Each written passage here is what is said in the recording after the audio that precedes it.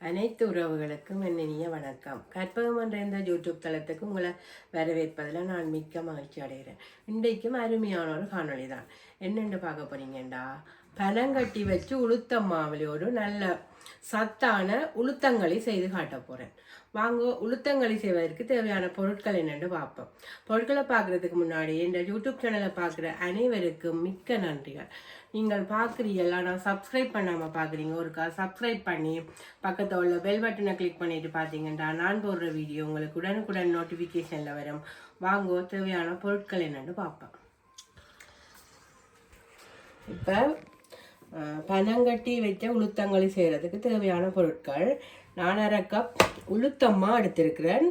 இது தனிய உளுந்தில்லை, புழுங்கல் அரிசியும் உளுந்தும் வறுத்தரைச்ச உளுத்தம்மா, நான் குழச்சி சாப்பிட அரைச்ச உளுத்தம்மா. இந்த உளுத்தம்மா இது பனங்கட்டி, நான் பனங்கட்டியை குட்டானில் இருந்து பிரித்து வச்சிருக்கிறேன். இந்த இந்த பனங்கட்டி தான், இதுதான் பனங்கட்டி குட்டானிலேருந்து நான் பிரித்து எடுத்து வச்சிருக்கிறேன். மற்றது நான் கொஞ்சம் மிளகு சீரகத்தூள் எடுத்து வச்சிருக்கிறேன். சில பேர் ஏலக்காய் போடுவினோம், நான் ஏலக்காய் போடல. மிளகு சீரகத்தூள் தான் எப்பயும் இந்த களிக்கு நல்லா இருக்கும், உளுத்தங்களிக்கு. மற்றது தேவையான அளவு தேங்காய் பால் எடுத்து வச்சிருக்கிறேன். இப்போ நீங்கள் 1 கப் மாவு எடுத்தீங்கன்னா அதில் 3 கப், நான் இதில் 1/2 கப் 3 கப் பால் எடுங்கோ. அதை நீங்கள் கூட எடுத்தாலும் ஒரு கிண்டி எடுக்கலாம். நான் இவ்வளவு பால் எடுத்து வச்சிருக்கிறேன். இப்போ இவ்வளவு தான் தேவையான பொருட்கள். கேட்க கொஞ்சம் நல்லெண்ணெய் விட்டு கிண்டி ரக்குவினோம், அதை விரும்பினா விடலாம், விருப்பம் இல்லாட்டிக்கு அது கூட விருப்பம். இப்போ வாங்கோ என்னென்று செய்கிறதுன்னு பார்ப்போம். இப்போ நான் என்ன செய்ய போகிறேன்டா, இந்த சட்டியில் இந்த பனங்கட்டியை போட்டு, இது ஃப்ரீசரில் இருந்தது, நான் அங்கே இருந்து கொண்டு வந்து இங்கே ஃப்ரீசரில் வச்சுருந்தேன்னா, இதில் நான் கொஞ்சம் தண்ணியும்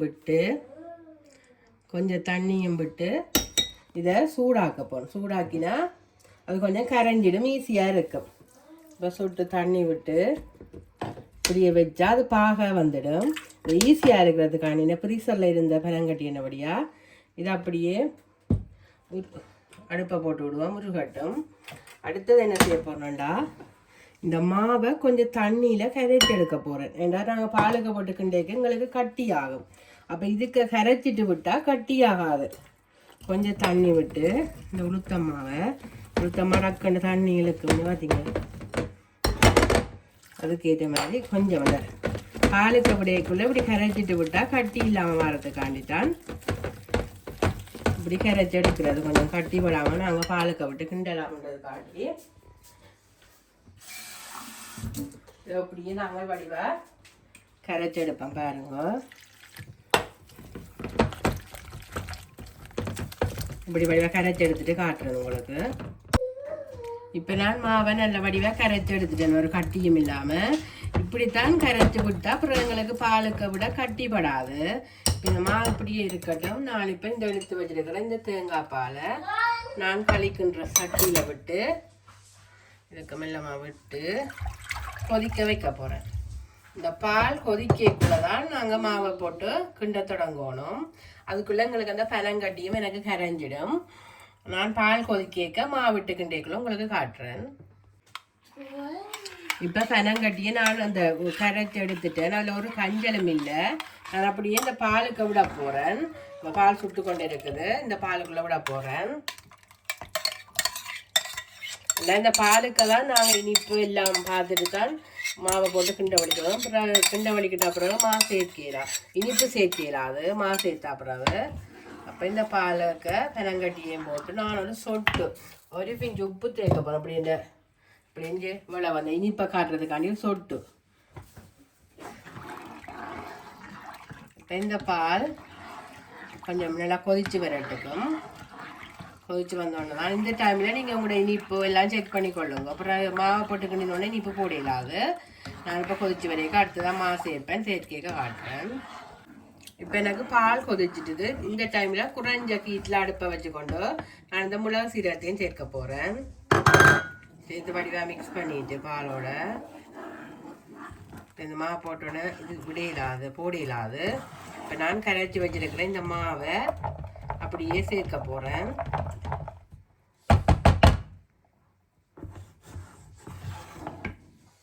நான் இப்போ கரைச்சி வச்சிருக்கிறேன் இந்த மாவை இப்படியே சேர்க்க போகிறேன்.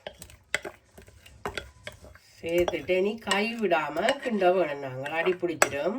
கை விடாமல் டைம் எடுக்கும். இப்படியே நல்லா கிண்டினா வச்சு சாப்பிட நல்லா இருக்கும். அந்த நம்ம தொதல்கள் கிண்டுற மாதிரி நான் இப்படியே கிண்ட போகிறேன். நல்லா நெருப்பை குறைச்சி விட்டுட்டு இப்படியும் ஒரு 10-15 நிமிஷம் வந்தாலும் எடுக்கும். இது இப்படியே கிண்டி எடுக்க நான் கிண்டி ஒரு இடப்பருவம் பெருக்க காட்டுறேன் உங்களுக்கு. இப்போ நான் ஒரு 10 நிமிஷமாக கிண்டி கொண்டு இருக்கிறேன் பாருங்க. நல்லா குறைஞ்ச நெருப்பில் விட்டு தான் கிண்டுறேன். இப்போ இப்படி வந்திருக்குது. இன்னும் இப்போ தான் ரீ கொண்டு போகுது. இன்னும் நல்லா கிண்ட வேணும். இப்போ டக்கண்டு கிண்டி எடுக்கக்கூடாது. நாங்கள் நாளைக்கும் சாப்பிடலாம் இதை வச்சு. அப்போ தான் இந்த களி நல்லா டேஸ்டாக இருக்கும். நான் இன்னும் தொடர்ச்சியாக கிண்டோணும். நான் அடுத்த ஸ்டேஜ் வரை உங்களுக்கு காட்டுறேன். இப்போ நான் ஒரு 20 நிமிஷமாக கிண்டுறேன். அதுங்க தொதல் மாதிரி இருக்குது. அந்த அப்படி கொதிச்சு பறக்குது. அவதானமாக கிண்டோணும். ஆனால் அது எவ்வளோ டைம் எடுத்து கிண்டுறபடியாக நல்ல டேஸ்டாக இருக்கும் இந்த களி. நான் இன்னும் ஒரு 15 நிமிஷம் கிண்ட வேண்டித்தான் வரும். அவ்வளோ தேங்காய் பாலில் தான் கிண்டுறேன். நல்ல டேஸ்டாக இருக்கும். நான் கிண்டி முடிஞ்சிட கேட்க உங்களுக்கு காட்டுறேன். நான் இந்த களியோரு 3/4 மணித்தியாலமாக கிண்டி இருப்பேன். இப்போதான் எனக்கு அந்த பருவம் வந்துட்டுது. நான் இப்போ இதோட சுட்டு நல்லெண்ணெய் சேர்க்க போகிறேன். நீங்கள் விரும்பினா சேர்க்கலாம். இது நல்லெண்ணெய் சேர்த்தா நல்ல உடம்புக்கு. உளுத்தங்களிக்கு கட்டாயம் கொஞ்சம் நல்லெண்ணெய் சேர்த்திகளோ நல்லா. இப்போ நல்லெண்ணெய் இந்த பருவத்தில் சேர்த்துட்டு அப்படி இருக்கண்டு வேணும். தொதல் மாதிரி இருக்குது. இவ்வளவு நேரம் வச்சு கிண்டினா வச்சு அடுத்த நாளைக்கு சாப்பிடலாம். நல்ல ஒரு டேஸ்டாக இருக்கும். இப்போ சில பேர் விட்டு உடனே 10 நிமிஷத்துலேயே களி கிண்டி இறக்கிடுவினோம். இப்போ என்ன மாதிரி அந்த மாவை விட 3 மடங்கு பால் எடுத்து இப்படி கிண்டினீங்களோ தொதல் மாதிரி இருக்குது பாருங்க. பனங்கட்டி போட்டபடியா இதோட நிறைய மருத்துவ குணங்கள் நிறைந்த ஒரு களி. நான் இதை இறக்கிட்டு உங்களுக்கு டிஷ்ஷில் மாற்றிட்டு காட்டுறேன். இப்போ நான் இந்த பனங்கட்டி சேர்த்த உளுத்தங்களி சரியாக 3/4 மணித்தியாலமாக கிண்டினான். இங்கே பாருங்க இந்த மாதிரி கிண்டி எடுத்துருக்குறேன்னு. நல்ல ஒரு தொதல் மாதிரி இருக்குது. அந்த தொதல் கிண்டுற ஸ்டேஜில் அந்த சட்டியை விட்டு ஆடி வரைக்குள்ளே எடுத்த மாதிரி இங்கே பாருங்க. நான் அதோட இதில் போட்டிருக்கிறேன். ஒரு பிளேட்டில் போட்டிருக்கிறேன்.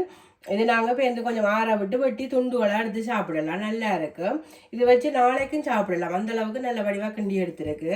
இது கொஞ்சம் நல்லெண்ணெயும் விட்டு நான் பாருங்க இப்படி இருக்குண்டு சுடுவுது. இதுக்கு முதல்ல சாப்பிட்டு பார்ப்பேன் டேஸ்ட் எப்படி இருக்குண்டு. சுடச்சுட இது சுடச்சுடத்தான் சாப்பிடணும் மட்டும் சொல்லுவேன். நம்ம ஒருக்கா சாப்பிட்டு பார்ப்போம்.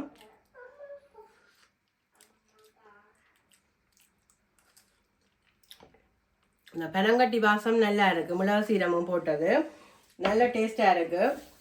நீங்களும் ஒரு ட்ரை பண்ணி பாருங்க. இந்த உடனே கிண்டி இறக்காமல் 10 நிமிஷத்தில் கிண்டி இறக்காமல் இந்த மாதிரி ஒரு 3/4 மணித்தியாலமாக வச்சு கிண்டி எடுத்தீங்களோ நல்ல ஒரு டேஸ்ட்டாக இருக்குது. பனங்கட்டி சேர்த்து நீங்கள் வேணுமெண்டா சர்க்கரையும் சேர்க்கலாம், சீனியும் சேர்க்கலாம். ஆனால் பனங்கட்டி சேர்த்தா எல்லாத்துக்கும் நல்லா. அதனால் நான் பனங்கட்டி சேர்த்து கிண்டினேன். நான் நீங்களும் செய்து பாருங்க. உங்களோட கருத்துக்களை எனக்கு கட்டாயம் எழுதுங்க. மற்றது இந்த வீடியோ பார்க்குற அனைத்து உள்ளங்களுக்கு மிக்க நன்றிகள். சப்ஸ்கிரைப் பண்ணாமல் பார்க்குற அனைவரும் ஒருக்கா சப்ஸ்கிரைப் பண்ணிட்டு பாருங்க. அடுத்த இன்னும் ஒரு வீடியோவில் உங்களை சந்திக்கும் வரை உங்களிடமிருந்து விடைபெறுகிறேன். நன்றி, வணக்கம்.